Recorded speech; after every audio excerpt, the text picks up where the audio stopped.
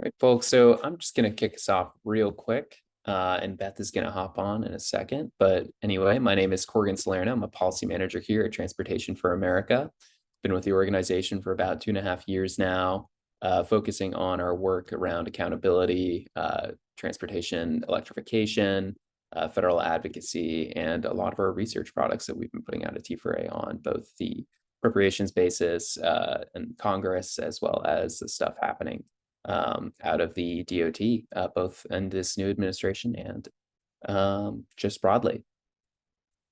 So about T4A, so Transportation for America, we are a national nonprofit working to create a transportation system that safely, affordably connects everyone to jobs, services, and opportunities through diverse travel options. So our work is done through several avenues through advocacy, direct community support, research and analysis, which I mentioned contributing to. And T4A is also a project of Smart Growth America, and we can drop a link to both of those in the chat as well.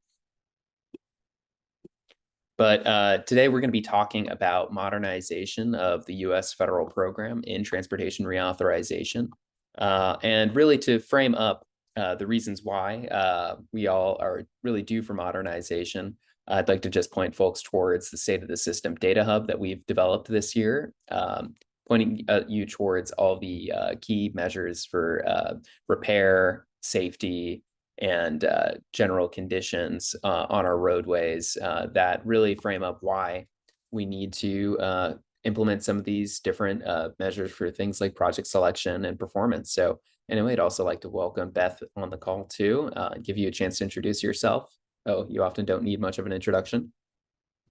Hi, everybody. I'm Beth Osborne. I am interim president and CEO of Smart Growth America, the parent organization of Transportation for America.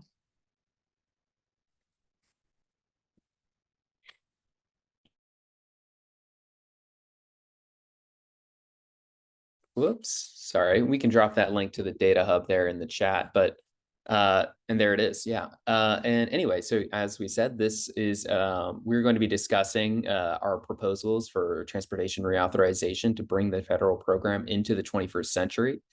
And what that entails is removing outdated performance measures from transportation practice, thinking of things that we'll get into like level of service. Instead, utilize multimodal access to jobs and essential services as the primary modern performance measure to uplift in the transportation program broadly, and then require that states and MPOs evaluate the long-term impact of programmatic investments on project listings, and then also develop a new framework for permitting and environmental review at the federal level that advances a faster outcomes-based approach. So when we're talking about these performance measures that need updating, we're referring to things like level of service, value of time, those sort of performance measures that are really legacies of traditions kicked off in the 1960s and early editions of highway transportation engineering, planning, and practice. So with the highway capacity manual in 1965, it introduced the level of service or the measure level of service, which essentially outlines for a given roadway, grades its performance on an A to F level based on how utilized the road is or how congested it is. And this works with the least utilized roads getting the highest score and the most utilized roads getting the lowest score. And when you consider things like development and land use around those roads, you can kind of start to see where utilizing this as a method to select projects really can start to break down. So with a road on the left here, you can see this would be graded high as a level of service, and that's where it starts to make sense to utilize level of service. But when you look on the right here, considering the land use and development, as well as the traffic from pedestrians and other vulnerable road users, it makes sense that level of service would be lower on roads like this. And in many different project selection priorities and measure priorities and processes across the country, roads like the one on the right would be graded lower and selected for projects that would widen the road. And in that very widening of those roads, you'd also potentially see the conditions that led to economic success on those roads undermined by widening and making it more unsafe for users out of the car. And speaking of those models, you see the connections between transportation models and level of service in how models are almost inherently biased towards increasing traffic by ignoring behavioral choices that road users might make to either not travel or to choose different modes of transportation to avoid congestion. And also in many different travel demand models, you often see the development patterns not change as a result of this congestion, people choosing to take highly congested roads across the board, leading to, in many cases, the 2050 design year that travel models output, having consistently congested roads across the board, implying that a vast investment in capacity is always required, leading to this measure really not actually directing people towards informed decision-making, but really directed decision-making. So as a way to get around that, we propose removing these measures like level of service and encouraging states and MPOs to get away from them. So that would be level of service and value of time, and that focus on moving vehicles over moving people. And then we would also need to take a look at those travel demand models. And those the demand models are not always perfect. In the IIJA, we set out a requirement, Congress set out a requirement to evaluate the performance of those models, and we've still not seen the outcomes of that study, even though it's several years out of date. So we think that in this next reauthorization, we need to finish that study and take the lessons learned from it and incorporate it into practice, rather than just sitting on it like it's something to be ignored, especially when you consider that billions and billions of dollars in investments are being directed by travel demand models. Then finally, we want to see that transportation funding can be used to support development where it is more likely to improve access based on the proximity that you can decrease to destinations. And I'm going to let Beth take over here for a little bit more about what we mean by access. Yes, so access is actually the mission, the goal of our transportation work is to improve access to jobs and essential services. That is not what we measure in transportation. In transportation, we measure how fast are the cars moving. We do not measure whether or not there is a destination. We're not measuring origin to destination. We're measuring auto travel between two observed spots, not assuming it to be an origin or destination. And the notion if the traffic is moving faster, you are saving time.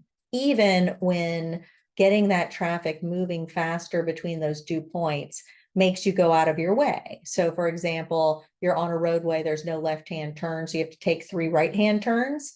That no left-hand turn is to prevent a queue on the roadway that slows travel through, but it may mean that your trip takes longer because you have to take 3 left-hand turns. Even though there's a travel time penalty for you, that is counted as an economic good because it's a travel time savings. We don't have to do that anymore. That comes from a 1950s worldview where measuring origin to destination, especially in the thousands and thousands of trips that are potential in even smaller areas, it's just too laborious, expensive, and takes too many people to get done in a timely manner. Now we can use GIS, a 30-plus-year-old technology, and cloud computing, a 20-year-old technology to do that. And this is an example of that sort of approach being applied in Madison, Wisconsin, which is one of the first places that used it. You can look at auto travel, transit travel. You can compare the two. Walking travel, you can look at trips to work. You can look, let's stay on that last one for another second.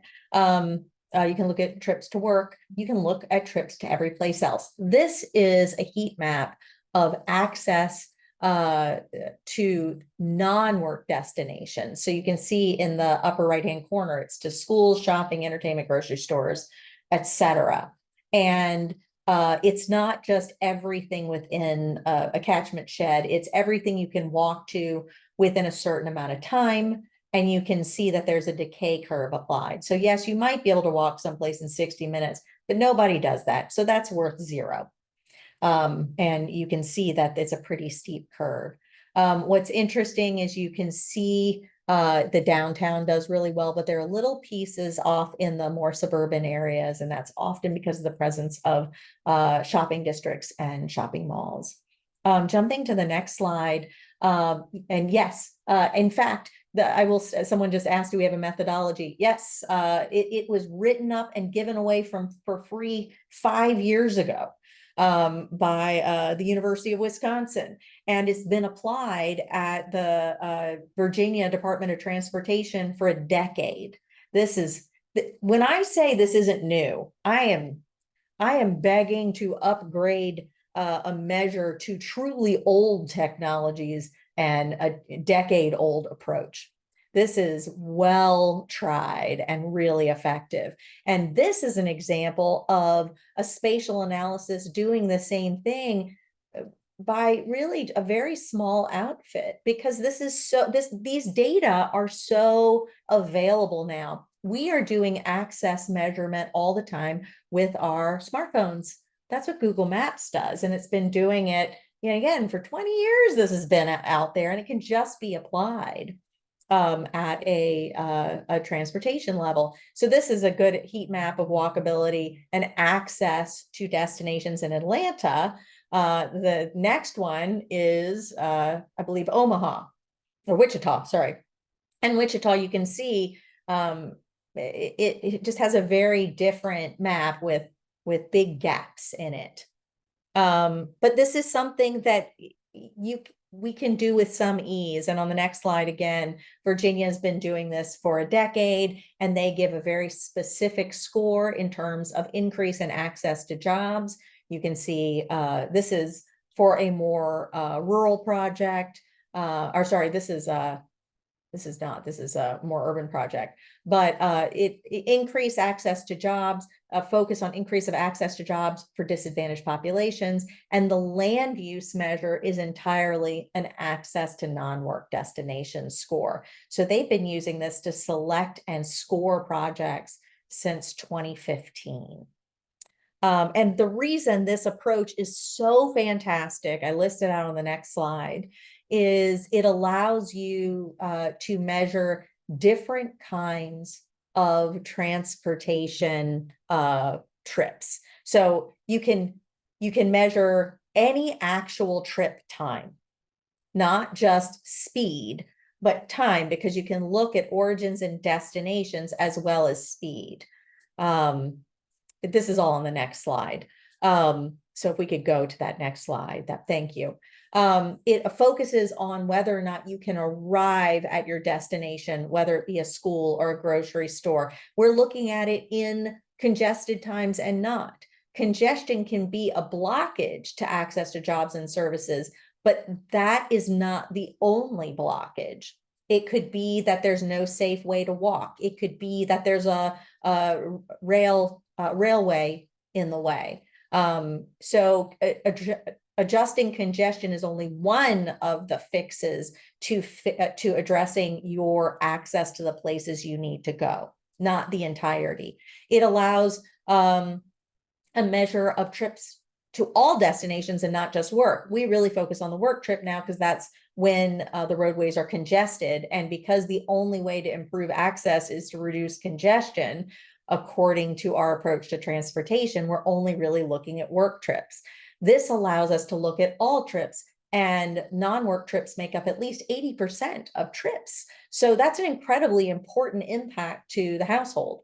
It allows you to measure all modes of travel. You can compare not just a highway capacity project, but a highway operations project or a redesign project, to new transit, redesigned transit, more frequent transit, to all the way down to just adding a crossing for pedestrians. And you can compare land use changes to transportation changes. And sometimes you improve access better by just bringing housing to closer to destinations or a grocery store closer to a neighborhood than widening a roadway. It comes out as a much better benefit cost analysis. The co-benefits of improving access to jobs and services, especially where non-work access is high, lower household transportation costs. You tend to need to own fewer vehicles and use them less often. Lower vehicle miles traveled, lower emissions, more physical activity, and there's significantly more demand to live in those areas and to locate businesses in those areas. So for me, this is the point of transportation. Is our transportation system connecting you to the things you need? And we now, not now, for decades, we have had the capacity to measure this, and we're not, and we're using faulty proxy measures that, yes, were the best we could do 70 years ago, but oh, heavens, let's move into the new era, because there's great possibility, not just in measuring better things and being able to look at more options, but also to speak the language of the traveling public. The traveling public doesn't say, look, I got where I was going in the time period I need to, but my average speed was lower than what I wanted. That is not how people trying to get someplace think. They think that this trip will take me X minutes, and I wish it would take less, or I wish it would be reliable. So there you go. That is my spiel. I would like to see congestion reduction and travel time reliability performance measures replaced with access to jobs and services. Congestion reduction and travel time reliability are a piece of an access measure, but they are sub to access and should only be considered when they are creating a barrier to that access and where other methods are not going to be as effective at increasing that access. And then I think we should task the Bureau of Transportation Statistics with collecting these data and supplying geospatial analysis to accomplish this kind of measurement and training DOTs and land use agencies on how to utilize this so that we can get more impact from our investments. All right, I am going to move on to the other area, which is, we find that looking at state and MPO transportation improvement programs can be very difficult to understand and to read. And that's because there are a list of projects, which the STIP and the TIP are not called transportation improvement projects. It's called a program because it's supposed to be a program of investments that add up to something. And I know that from the author of Ice-T, who specifically chose that term to communicate that it's not just a list of projects. It should be linked to outcomes, but they never have. We would like to see USDOT help states and MPOs adopt the sort of tools and analysis that are required to communicate how their programmatic investment decisions connect to outcomes. And to anticipate the impact of the projects they're investing in on the priorities that have been laid out in law, like improving state of repair, improving safety, I would say improving access as opposed to congestion reduction. And then look back. So as you develop your new STIP or TIP, say, we had made projections in our last STIP or TIP that we would accomplish X. Did we? If not, why didn't we? What changes have we made? Really think again about a feedback loop. We thought we'd get X, we got Y. What is the delta? Where does it come from? How do we shrink that delta? We have an example here of, a modest attempt at this. Minnesota DOT has a carbon emissions tool to help people plug in different type of projects and determine what those outcomes would be. I am not actually sure how they're utilizing results to feed back into that model. That is generally the advice I give to those that are implementing change. This is across the board. I'd really love to see people do a better job of making the case for their changes at all levels of government. You try something new, please write up a case study, share it with everyone internally, utilize it going forward, share it with us so others can learn from what you do. But MnDOT does a real good job of supplying better information and tools to themselves and their partners on what the impact of a different type of every kind of investment might be on their priorities. And then the last thing is, I really do think it's time to rethink our entire approach to evaluating health and environmental impacts of transportation investments. Like so many areas of transportation or of investment, areas that are well funded, like highway expansion or oil and gas projects, they have decades of experience behind getting through our permitting process, and they're quite effective at it. It is less well-funded, less well-favored, newer technologies and projects that struggle. So transit has a harder time getting through NEPA than highway expansion often does. Geothermal has a harder time getting through than oil. And that's because the entire approach we have, particularly to environmental review, is a documentation project that is the basis for negotiating how much you will be forced to mitigate your damage. It does not stop damage. It is admitting to damage and then a discussion about how much mitigation will be required. And well-funded agencies can minimize that. Instead, we are suggesting that we move more towards an approach that is more forthcoming about the impacts expected from different types of projects, and saying that if we know that your project is the type that reduces impact on public health and on the environment, you should move through it more quickly. And only if you are not meeting our standards do you have to go through a robust analysis and identify ways to reduce that damage. I really have not seen a well-funded highway project not be able to.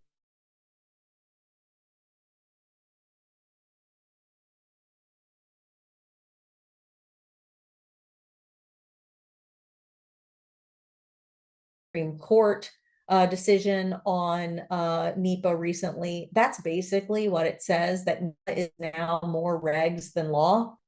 And I personally think that 50 years is long enough before reauthorization is required. We've seen how this impacted projects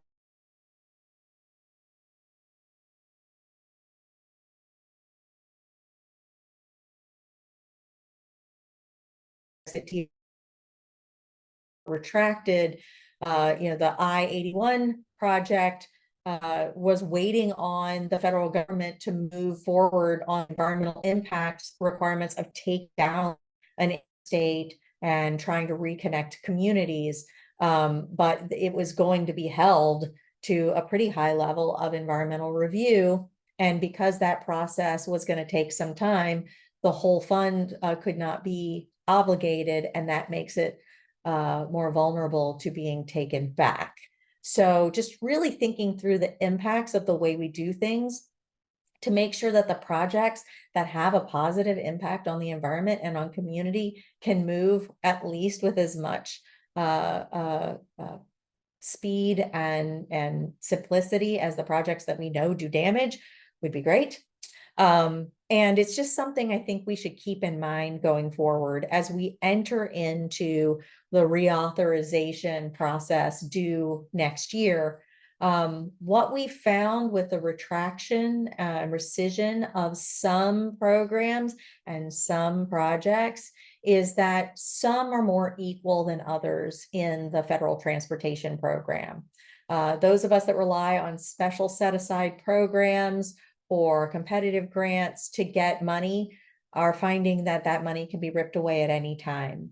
So those who are most impacted are local leaders and non-traditional projects. And as we enter in negotiations on reauthorization, We should learn that our past bargain, which was we'll let the current program go forward mostly untouched if we can have little programs off to the side to take care of undoing the damage of those bigger programs. Well, these rescissions are showing us what happens. It is the traditional 1980s approach that can be protected and go forward.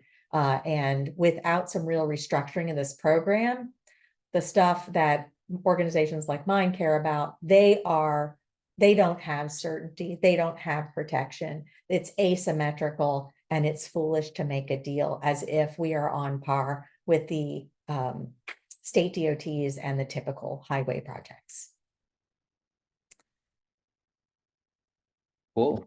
So we're going to open it up now for questions. I know we have a few in the chat and also the Q&A here. So Let's start with the Q&A.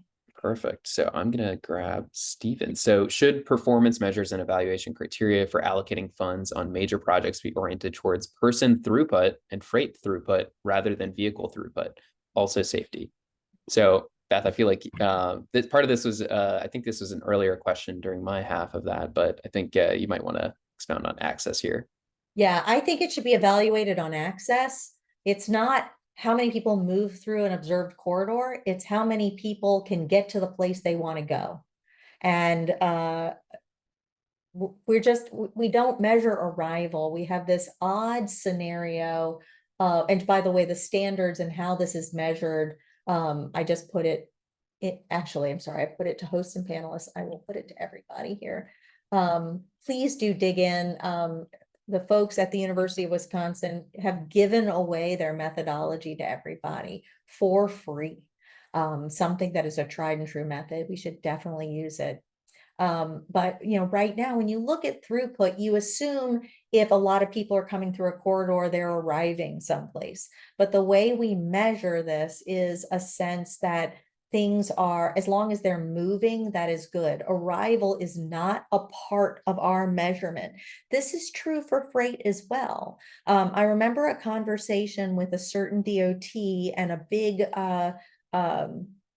delivery service about them struggling to reach a certain area of town. And the DOT proposed a bypass of that congested area, and the delivery service had to explain they cannot bypass their destinations. They need to be able to access their destinations. So this notion of throughput in movement doesn't get at the idea that you need to reach that place. And so access to your destination is what matters, not how many people are moving through a corridor or trucks are moving through a corridor. We need to look at arrival as the point of our transportation system. Literally the destination. And It's not that's just what the journey. logistics is about. Freight logistics don't look at throughput. Freight logistics looks at whether or not the freight can arrive at its destination, whether that be the truck getting to an intermodal facility or trucks coming from an intermodal facility to delivery at a business or a house. So what do we have next? Awesome. And I see a question from Stephen Yath on should metropolitan planning organizations be required to develop GIS centerline overlays for pedestrian pathways and cycling routes for network analysis and modal split purposes?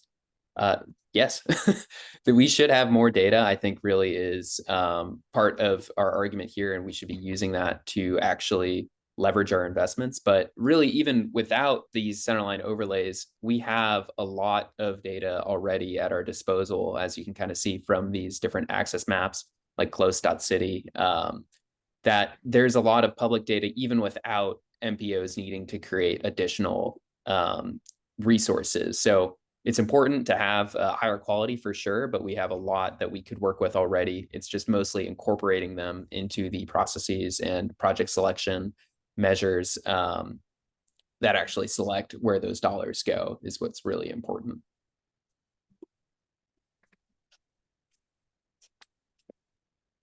Other questions? So, and then I think I see a NEPA question here in the chat. So programs Let's focus on the Q&As first. Right on. Okay, I so would encourage people to keep their questions in the Q&A because it can be hard to follow the chat.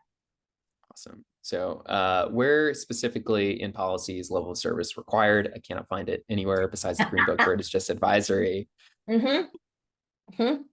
Yeah, level of service is like a zombie. It lives on no matter what's written anywhere.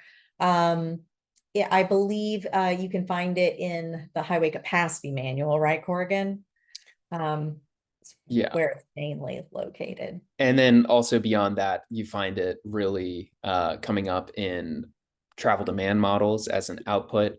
Sometimes it's taken or concluded from AADT, so the average annualized daily traffic of a road segment. Uh, that is usually used to determine what's being built. So if a road in the travel model, for whatever reason, the model outputs that this segment of road is going to be congested and there's going to be literally physically more cars on that road than can physically fit on that road.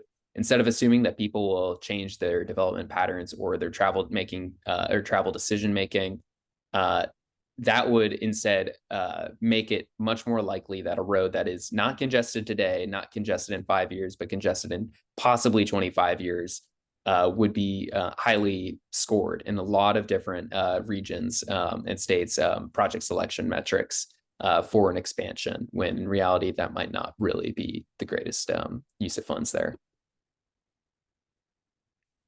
Cool. And then we also see a question on bridge performance. So bridge owners are relying on 50-year-old visual inspections to assess conditions, even after FHWA found it subjective, highly variable. Yeah. I was actually looking for our repair webinar. I'm going to keep trying to find the recording and I'll share that here for those that are interested in our discussion about repair issues. We have, if you go to our reauthorization page, a huge list of priorities that we are focusing on, and we're trying to divide them up into bite-sized pieces that folks can take in. For anyone who missed our repair webinar, I want to be able to direct you back to that. And this one, we're going to really try to stay focused on modernization. We're also going to have webinars on safety and accountability and rail and other things, and just try to make it just a little more bite-sized so that we don't overwhelm us in trying to present our priorities and ideas. Some of that passenger rail webinar is coming up next week at noon, just by the way. We'll drop a registration link in the chat. Did we get to the question on rural areas? Not yet, so let's go for it. So do you have any examples on using this, and I believe this is referring to access, in rural areas or communities? The state of Virginia uses access in every community. The state of Virginia has used it statewide. It's a large state. It has highly urbanized areas. It has mid-sized communities. It has small cities, and it has rural areas. And it has used this approach in every area. So what I would argue is that in rural areas, we are talking about a wide variety of communities. Rural is not just not urban, though that's how it's usually treated. It's not everything outside of urban America, as if urban America matters and is nuanced, and then it's the rest. Rural America is made up of wildly different towns and villages, and then very different non-populated areas. And so you kind of have to dig into what you mean when you talk about rural. I'm going to share our rural mobility report that talks about rural areas in terms of what different typologies, from resource towns to college towns to traditional rural villages and things like that, that I think helps folks to get into what different types of areas or what different types of transportation they need. But yes, in a rural area, access, particularly to non-work destinations, is exceedingly challenging, and it is causing people to have to leave their homes because access to medical care, for example, is non-existent.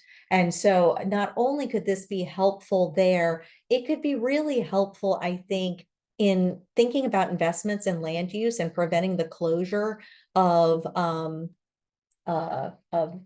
clinics and medical facilities, because what we're doing is we're closing down your medical facility, but then we're widening your highway so that your 60-mile trip is faster.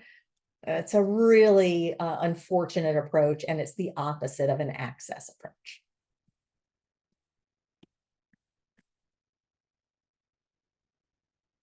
Got one from Noel here. So can't help but agree with all the recommendations, especially considering health impacts from transportation. Given the current political environment and foci of the 2025 reconciliation bill and likely next transportation authorization, how do we address going forward to include non-vehicular modes? How can U.S. Department of Transportation understand and then educate the public, like Florida residents, about the importance? So I don't think that because the last administration said pretty words about bike ped that they really did much on bike ped. They wrote a great safety action plan, which talked about what they were fixing to do. But fixing to do things, you know, Noel's from the South, he knows fixing to is you're not doing anything when you're fixing to. So yes, there is more hostility in some of the comments of this administration, but the words are not what concerns me. It is the standards. And I think we can work with this administration to remove barriers and to update standards and to give people better information. And whether or not the feds provide this, it is something that states and localities can certainly do. One of the reasons I love the access to jobs and essential services approach is who's against that? Who is opposed to people having access to more jobs? I find when I go into the most conservative, liberal urban offices, they're equally in favor of access to jobs. And so the framing can be very, very helpful. But as we go into the next reauthorization, keep in mind the last reauthorizations were passed under Democratic presidents, and often at least one house was Democratic, if not both. And they have been they've really been the 1980s approach with a couple new small programs. And it really has done very little to change anything. I would argue that this approach has resulted in some terrible outcomes in safety. We are the most dangerous country. We have the most dangerous roads in the wealthy world. We have not improved our state of repair in the last 30 years, about the same.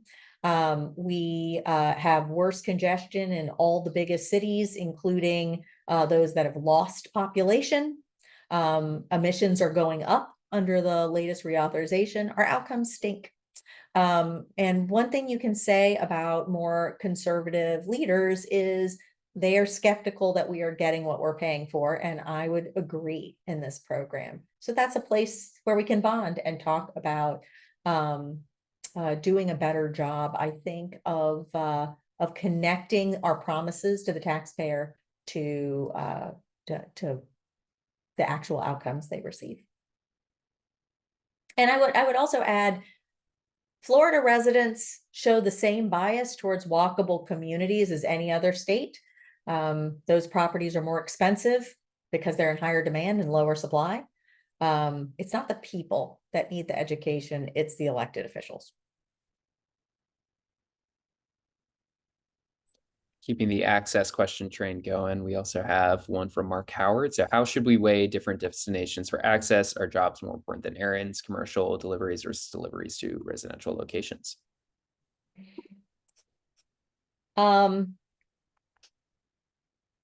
Yes. So I think that it's a really interesting question. Are jobs more important than errands? Jobs and errands are treated very differently when you measure access. The notion that a trip to a job would take 30 to 45 minutes is totally acceptable. That is since the beginning of time when people only walked, a 30-minute trip was okay.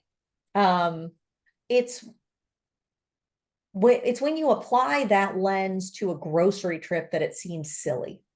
A 30-minute trip to a grocery is called a food desert, and it's something that needs to be fixed. It is a public health problem. So the standards and the weights are different when you talk about jobs versus everything else. We want neighborhood schools. We want public schools closer than that. We want retail closer than that. And much easier trips to the bank and parks and things like that. So yeah, we probably need to spend some time really developing these standards, and as opposed to cultivating and protecting the standards that were developed in the 1950s to build out an interstate system and applying it in a one-size-fits-all way to every roadway project, and only applying it to the movement of people in vehicles. I see an interesting question from Korowich. So do you think the problem is that we need a new kind of civil engineering? I'm a PhD student who's doing research on something similar to accessibility, and I'm in civil engineering. Flavor of PhD is very different from four-year undergrads where we just build highway overpasses, et cetera. Yeah, I would even argue that transportation engineering needs to go beyond civil engineering. We have a very robust transportation system in this country, and we need something much more like systems engineering, or something more like industrial engineering, frankly. Industrial engineering doesn't focus on building the facility necessarily. It looks at making the facility more efficient. That sort of systems engineering, looking at the system we have and making it work better, really it has been needed for most of my lifetime. But we're still in the civil engineering world of building that next increment rather than thinking about what is and isn't being delivered from what we've already built and squeezing more value out of it. And even thinking about whether or not what we have is appropriate, and some of it might need to come down because it's not serving the community the way we expected it to. The roadway that, yes, it makes vehicles move faster here, but it blocks all vehicles trying to go here. Is that an overall good? So yes, I think transportation engineering needs to be systems engineering that pulls civil engineering when it becomes necessary to do that next increment of building. And I'd love to see some PhD work on that and what that might look like. Cool. And then we have another question about project selection and scoring. And Jay Crossley, you have an opportunity in Austin with an MPO subcommittee looking at project scoring processes and another looking at forecasting. Do we have any advice or best examples on MPO project scoring incorporating access instead of the quixotic pursuit of congestion? And yes, we do. Also, we dropped in the chat, thank you, Steve, our link to a memo on project selection for transportation agencies, and that includes MPOs. We've done a lot of technical assistance with MPOs, and Beth, I know you kind of spearheaded our work on access to incorporating that. Yes. Yeah, I really, again, we have seen some MPOs take a good approach to project scoring, including using access to jobs and destinations.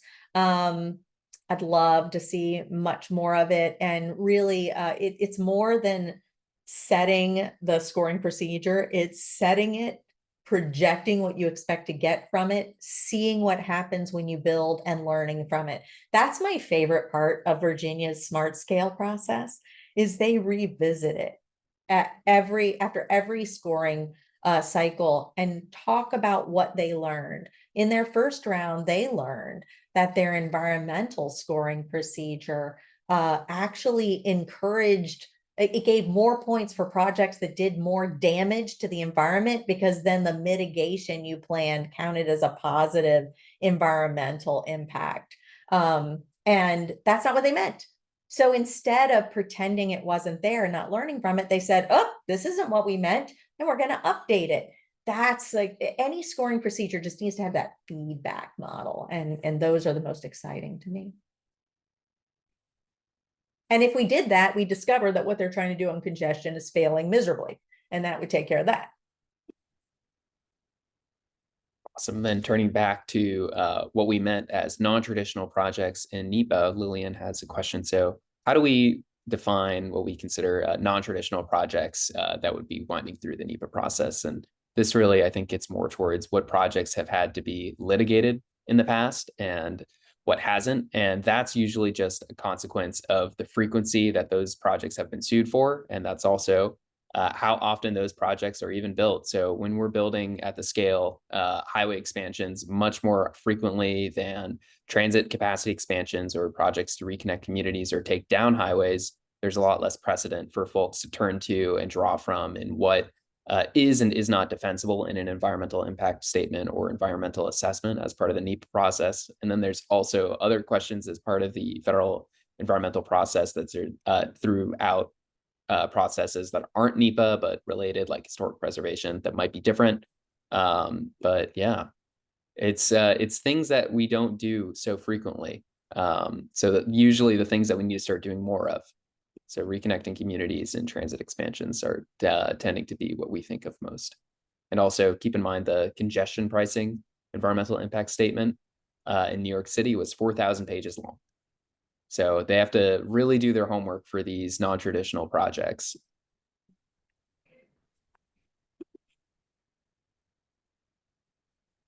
And so how do we get enforcement on state DOTs through reauthorization, I think is kind of the implied question there. Well, and we talk about this in a bunch of different places in our proposals. We will do an accountability presentation in the future as well. But when we did our state of repair webinar, we talked about states are setting targets. They're setting targets for their state of repair, many, to get worse. We should not allow that. We should require them to set targets to get better. And if they can't accomplish that, we should limit how they spend their dollars. Before they get to build something new, they should have to show that they can maintain what they're building throughout its useful life while continuing to improve the state of repair of their overall system. So there are very simple things that looks at ways to connect the promises and check on the outcomes, and then tighten things up and put some priorities. And for our organization, safety and state of repair are the two top priorities. And if I were to name a third, it is access to jobs and essential services, which is inclusive of many of the things that are traditionally measured like congestion reduction, but it is not exclusive to that. And frankly, we're heading into a massive funding crisis in this program at a time where we're going to have a pretty big overall budgetary problem, big deficits. Let's just not let this program continue if there's not going to be accountability. No other program gets to just get more money on a bipartisan basis for delivering terrible results. Why are we investing like this? That's one way to get accountability. I'm gonna keep going with the questions. Sorry for putting up the next slide, but just to get you all thinking about it, we have next week our Building a World-Class Passenger Rail Network webinar coming up on Wednesday, July 23rd at noon. But also just going to tack on Stephen's corollary to that state DOT question. Do feds need to offer a training curriculum for state DOT staffers similar to the National Transit Institute?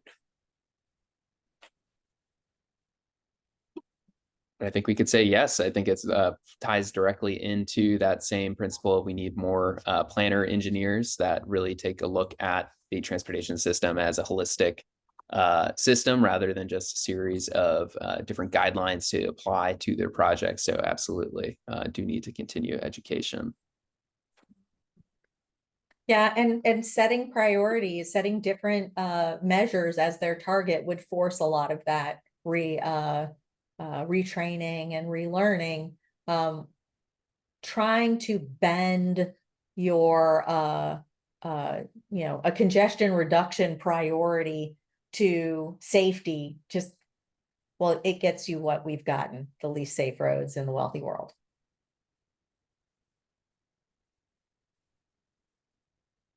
Okay, I think we've got time for about one last question. I think, Mark, your question would be great to get at. So please comment on the role of complete streets. And I think we're going to take this in the context of access and increasing access. Yeah, complete streets are one tool for improving access and safety. It considers the design for all users. And the nice thing about an access measure is you can consider all users as opposed to considering the movement of vehicles and all other users being more of a hindrance to the movement of those vehicles at speed.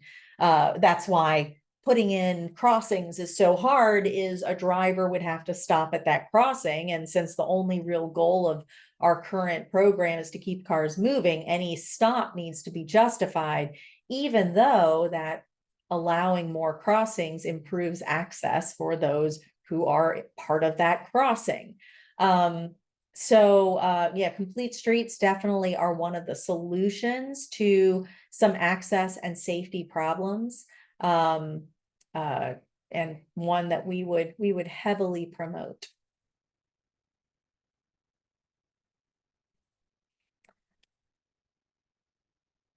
I see a question about, did Wisconsin implement the heat map accessibility method? No, Wisconsin DOT, not one of the DOTs that has left me impressed. Madison has used it in some ways, and they've used it to look at transportation solutions and development solutions. One of the challenges, of course, of leaving it for every locality to experiment is that it can be quite uneven. And if we're going to set industry standards the way we have for level of service, we probably need an industry-wide adoption. So I'd love to see this brought up to the state and federal level and really start mulling over how to apply some of this at a broader scale.